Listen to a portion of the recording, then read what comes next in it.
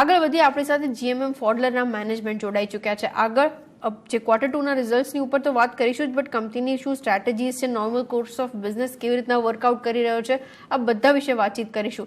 આપણી સાથે કંપનીના CFO मनीष पोदार जोड़ाई चुका है. Hi sir, very good afternoon. सबसे पहले शुक्रिया मेरे साथ जुड़ने के लिए. और शुरुआत में इसी से करना चाह रही थी, किस तरीके से वर्कआउट हो रहा है, क्योंकि हम लोग जिस तरीके से बातचीत कर रहे हैं काफ़ी टाइम हो चुका है. पेंडेमिक के बाद अब चीज़ें जब थोड़ी न्यूट्रलाइज होने की कोशिश कर रही है, आपकी तरफ से एक आइडिया, ऑर्डर बुक किस तरीके से वर्कआउट हो रही है, सेगमेंटल ग्रोथ कहाँ से सबसे ज़्यादा दिख रहा है, टेक्नोलॉजीज, सर्विसेज या सिस्टम्स, और किस तरीके से नॉर्मल कोर्स ऑफ बिजनेस वापस शेपअप हो रहा है, इसका एक आइडिया आप अगर मुझे दें. बाकी के पैरामीटर्स उसके बाद डिस्कस करते हैं. शुक्रिया. बिजनेस के हिसाब से जैसा आपने कहा कि अब काफी चीजें क्लैरिफाई होती जा रही हैं और केपेक्स साइकिल का मोमेंटम बरकरार है. चाइना +1 बोले या लोकल रिडंडेंसीज बोले उसके हिसाब से केपेक्स के रिक्वायरमेंट चालू हैं. PLI की इनिशिएटिव्स जो सरकार ने लिए हैं तो उसका भी फायदा जो फॉडलर को मिल रहा है with regard to the capex buildup जो कस्टमर्स कर रहे हैं, चाहे फार्मा की बात करें चाहे केमिकल्स की बात करें. H1 में 1200 करोड़ का टर्नओवर अपना रहा 14% के EBITDA के तौर पे के साथ. और ऑर्डर बुक की बात करें तो 1813 करोड़ का ऑर्डर बुक ग्लोबल लेवल पे H1 में हमारे पास था. सो वो इसी चीज को सिग्निफाई कर रहा है कि सिर्फ हिंदुस्तान ही नहीं, अगर हम यूरोप की बात करें, अमेरिका की बात करें, चाइना की बात करें, ओवरऑल ग्लोबली काफी केपेक्स की तरफ रुझान है और काफी पॉजिटिव आउटलुक लग रहा है. Okay, agreed sir. अच्छा, आप ओवरसीज बिजनेस की बात कर रहे थे, एक आइडिया इन कंपैरेटिव एनालिसिस में मैं समझना चाह रही थी, इंडियन बिजनेस और बाकी का ओवरसीज बिजनेस किस तरीके से वर्कआउट हो रहा है, ट्रैक्शन कहाँ से ज्यादा बेटर दिख रहा है कंपैरेटिवली. बेसिक प्रिंसिपल हमें ये ध्यान रखना रहेगा कि हिंदुस्तान एक डेवलपिंग कंट्री है और जो विदेशी बिजनेस हम बात करते हैं वो ज्यादातर वेस्टर्न यूरोप और यूएस के अंदर है. सो उसका ग्रोथ रेट और विज़ावी इंडिया का ग्रोथ रेट आप कंपेयर नहीं कर सकते हैं. हिंदुस्तान का बिजनेस आपने पिछले 5 सालों में 22-23% की CAGR पे रहा है. प्रॉफिटेबिलिटी उससे भी ज्यादा अच्छी तरह तकरीबन 24-25% पे रही है. इंटरनेशनल बिजनेस मैच्योर मार्केट होने की वजह से उतना ग्रोथ रेट नहीं आ पाता है, लेकिन क्योंकि स्केल और साइज इतना बड़ा है तो इस बार आप अगर देखेंगे तो पैट की अगर हम बात करें तो 29 करोड़ का पैट इंडिया के अंदर आया है. 29 करोड़ का ही पैट इंटरनेशनल बिजनेस फॉडलर और मवाद मिला के दे रहे हैं. तो एब्सोल्यूट टर्म्स में अगर आप बात करेंगे तो वो मोटा मोटी 50% की प्रॉफिटेबिलिटी पे आता है. हालांकि scale and size of operations international business का कहीं ज्यादा है और वो लाजमी है.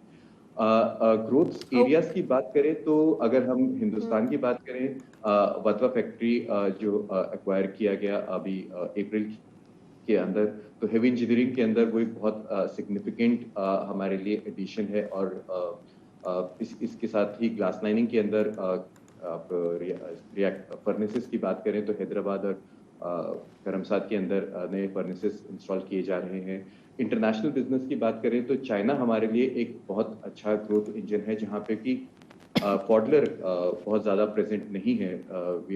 हम तकरीबन $20 मिलियन का बिजनेस करते हैं चाइना में, जो कि काफ़ी स्केल और साइज जिसका बढ़ाया जा सकता है. सो वहाँ पे काफ़ी फोकस है. सिमिलरली वो मार्केट जहाँ पे जर्मनी और यूएस, क्योंकि एक्सपेंसिव मैन्युफैक्चरिंग लोकेशन होने की वजह से वो केटर नहीं कर पाते थे, जैसे कि ईस्टर्न यूरोप की बात करें या साउथ ईस्ट एशिया की बात करें, तो वो नए मार्केट्स होंगे जहाँ पे हम पेनिट्रेट करके मार्केट शेयर अपना बढ़ाना चाहेंगे और अपना प्रेजेंस दर्ज कराना चाहेंगे. सिमिलरली आपको ध्यान होगा कि ब्राजील और यूएस आपस में वैसे ही लो कॉस्ट मैन्युफैक्चरिंग सोर्स के तौर पे काम करते हैं. Brazil is a low cost manufacturing source for US और वहाँ की कैपेसिटी भी पूरी यूटिलाइज हो रही है. तो इसके लिए हमने वहाँ पे भी एक और फर्नेस लगाने का प्लान बनाया है और जो कि अगले 1-2 क्वार्टर में इम्प्लीमेंट हो जाएगा. सो ओवरऑल ये 3-4 चीजें हैं जो कि growth areas in the near future हम लोग फोकस कर रहे हैं. Okay, perfect. काफ़ी चीज़ें तो आपने ऑलरेडी एड्रेस कर दी, तो मुझे एक या दो चीज़ें जो समझनी है उसी पे मैं डायरेक्टली पूछ लेती हूँ आपसे. आपने कैपेसिटीज़ की बात की, स्पेशली इक्विपमेंट और प्रोडक्ट्स की बात करें, कितनी कैपेसिटीज पे आप अभी ऑपरेट कर रहे हैं, यहाँ पे कितने एडिशनल प्लान्स ऑलरेडी आप वर्कआउट कर रहे हैं, एक इसके ऊपर आप मुझे आइडिया दे पाएं। और चूंकि केपेक्स को लेकर हम लोग बातचीत कर रहे थे, नेक्स्ट 2 to 3 years किस तरीके से लाइंड अप है, एक आइडिया अगर आप दर्शकों के लिए दे पाएं। कि केपेक्स की अगर हम बात करें तो जैसा कि आपने अभी बात किया कि करमसद के अंदर एक फर्नेस लग रहा है, हैदराबाद के अंदर एक फर्नेस लग रहा है, हेवी इंजीनियरिंग के अंदर बथवा का प्लांट एक्वायर किया गया जो कि तकरीबन केपेक्स वेपेक्स मिला के, उसका एडिशनल केपेक्स मिला के तकरीबन 80-90 करोड़ का प्रोजेक्ट बन जाएगा। तो इस तरह से केपेक्स और इंटरनेशनल बिजनेस के अंदर हमने अभी ब्राजील के अंदर बात की, वो केपेक्स के अंदर बात रहेगी। हमें ये भी ध्यान रखना रहेगा कि फॉडलर इंटरनेशनल बिजनेस जो पिछले साल एक्वायर किया गया था, उसके जस्ट पहले जर्मनी, इटली और चाइना के प्लांट्स रैंप अप किए गए थे, जहां पे डीबीएचई की मैनेजमेंट ने $23 मिलियन का इन्वेस्टमेंट किया था और ये बिल्कुल नए प्लांट्स हैं। सो इसके बाद हमें नहीं लगता कि अगले 2-3 सालों में कोई मेजर केपेक्स का जरूरत रहेगा, क्योंकि ये तीनों प्लांट बिल्कुल नए हैं, बथवा बिल्कुल नया है, हैदराबाद का रैंप अप काफी समय से चालू है और नया इन्वेस्टमेंट किया जा रहा है। करमसद के जो 6 बेस थे, जिसमें से कि 2 बेस अब हेवी इंजीनियरिंग के चलते वो खाली हो जाएंगे, क्योंकि बथवा में प्लांट प्रोडक्शन शिफ्ट हो जाएगा, तो वो 2 बेस को भी अब रैंप अप किया जाएगा। उसके अलावा कोई सिग्निफिकेंट केपेक्स अगले 2-3 सालों में मुझे नहीं लगता कि हमें अभी कोई जरूरत पड़ेगी। Okay perfect. और रॉ मटेरियल प्राइसेस के ऊपर आपकी एक कमेंट, क्योंकि मुझे याद है पिछली बार हम लोग बातचीत कर रहे थे, थोड़ा वोलेटाइल था, आपने बताया यहाँ से थोड़ा वो स्टेबलाइज तो होगा, किस तरीके से वो वर्कआउट हो रहा है? अब तो खैर मेटल प्राइसेस आप देखेंगे कि काफी स्टेबलाइज हो गए हैं और कोई खास उसमें बढ़ोतरी नहीं हो रही है। लेकिन आप देखेंगे पिछले 6 क्वार्टर्स से जो मेटल प्राइसेस इंक्रीज हो रहे हैं, हमने इफेक्टिवली इन्वेंट्री अपना बढ़ा के और कस्टमर्स को प्राइसेस इन्फ्लेशन उसका पास ऑन करके अपने प्रॉफिटेबिलिटी को मेंटेन करने की कोशिश की है। और इनफैक्ट प्रॉफिटेबिलिटी आप पिछले 6 क्वार्टर में देखेंगे तो इम्प्रूव हुई है, 17-18% से 24% के आसपास का एबिटा अब इंडिया बिजनेस का आ गया है। इसी तरह इंटरनेशनल बिजनेस की बात करें, जो कि 7-7.5% पे था, वो अभी 9-9.5% के आसपास की तरह एबिटा फॉडलर इंटरनेशनल का आ गया है। मवाग की बात करें तो मवाग भी अब 13-14% के एबिटा मार्जिन पे आ गया है। सो मेटल प्राइसेस का डेफिनेटली इम्पैक्ट पड़ा है, लेकिन उसका हम काफी हद तक उसको पास ऑन करने में सफल रहे हैं। दूसरा इन्फ्लेशन प्राइसिंग की अगर हम बात करें तो आपके फ्यूल प्राइसेस और एनर्जी प्राइसेस के ऊपर थोड़ा सा फर्क पड़ता है। Q3 के अंदर उसका इम्पैक्ट हमें देखने को मिलेगा, लेकिन हमने काफी सारे इनिशिएटिव्स लिए हैं जिससे कि उसका इफेक्ट मिनिमाइज हो पाए और होपफुली हम लोग वही प्रॉफिटेबिलिटी फिर से Q3 में भी दर्ज कर पाए। Okay, agreed sir. अच्छा, एक लास्ट चीज, इन टर्म्स ऑफ सर्विसेज की पाइपलाइन वो किस तरीके से ग्रो होते हुए आप देख रहे हैं, क्योंकि यूरोप में कुछ चीजें in terms of slow economic recovery और पेस के रिलेटेड हम लोग सुन रहे हैं, आपका टेक इसके ऊपर क्या है? सेल्स के अंदर कोई बहुत लंबा चौड़ा बैकलॉग होता नहीं, क्योंकि उसका सिंपल रीजन रहता है कि आप महीने 2 महीने से ज्यादा का आप पहले नहीं बोलेंगे किसी को भी सर्विसेज प्रोवाइड करने के लिए। सो वो इनहेरेंटली बिजनेस ही ऐसा है जिसमें कि 10-15 दिन, महीने भर का से ज्यादा का बैकलॉग होता नहीं है। और कन्वेंशनली अगर आप देखें तो सर्विसेज वेस्टर्न यूरोप और यूएस के अंदर 40% प्लस का शेयर रहता है टोटल बिजनेस में, जो कि इंडिया के अंदर सिर्फ 5% है। उसका कुछ एक तो हमारी तरफ से फोकस का भी पिछले कई सालों में रहा है, और दूसरा the perception of the customers जो कि फोकस रहता है towards services and all that.